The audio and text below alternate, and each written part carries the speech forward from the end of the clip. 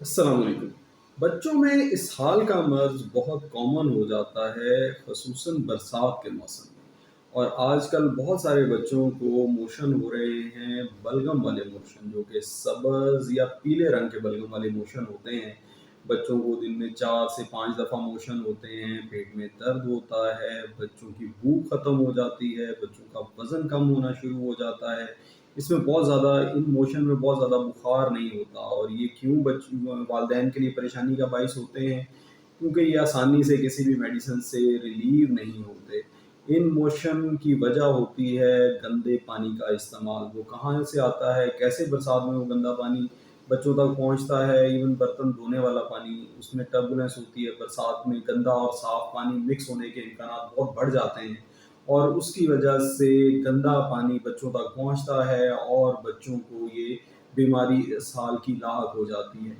اس بیماری کا catch point یہ ہے کہ والدین بہت سارے علاج کرواتے ہیں، دس اینڈ دیٹ، بہت ساری میڈیسنز استعمال کرتے ہیں، لیکن اس کے باوجود یہ آرام سے جاتا نہیں ہے ہمارے ساتھ۔ تھوڑی سی میڈیسن لینے سے کچھ بہتر ہوتا ہے، اور ہمارے والدین یہاں پہ غلطی یہ کرتے ہیں کہ میڈیسن بند کر دیتے ہیں، 2 دن کے استعمال سے کچھ بہتر لگتا ہے بچہ، تو دوائی بند کر دیتے ہیں، کہتے ہیں باقی تو ٹھیک ہو جائے گا۔ لیکن یہ اس کی وجہ جو ہے وہ ہے جیارڈیا لیمبلیا یا اینٹمیبا ہسٹولیٹیکا۔ یہ 2 ایسے جراثیم ہیں جن کو ہم پیراسائٹس کہتے ہیں۔ یہ پیراسائٹس بہت سلولی گروئنگ ہوتے ہیں، جو چیز جتنی سلو گرو کر رہی ہوتی ہے اس کے اوپر میڈیسن بھی اتنی ہی کم اثر کرتی ہے۔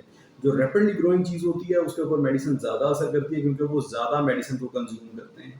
تو سلولی گروئنگ جو پیراسائٹس ہیں ان کے اوپر لانگ ٹرم کے لیے میڈیسن دینی ہوتی ہے، عام طور پہ 5 دن کے کورس سے بچے ٹھیک ہوتے ہیں۔ اس میں فلیجل کا استعمال ہوتا ہے، کسی بچے میں اینٹامیزول ہوتا ہے، کسی میں اینٹی ٹاکس کا استعمال ہوتا ہے، اور ساتھ زنک کا استعمال، وائٹامن اے کا استعمال، او آر ایس کا استعمال، بڑے طریقے سے ٹریٹمنٹ کو ٹیلر کرنا پڑتا ہے۔ اور اس میں کورس عام طور پہ 5 دن کا ہوتا ہے، اور صبح دوپہر شام میٹرونیڈازول کا استعمال کرنا ہوتا ہے۔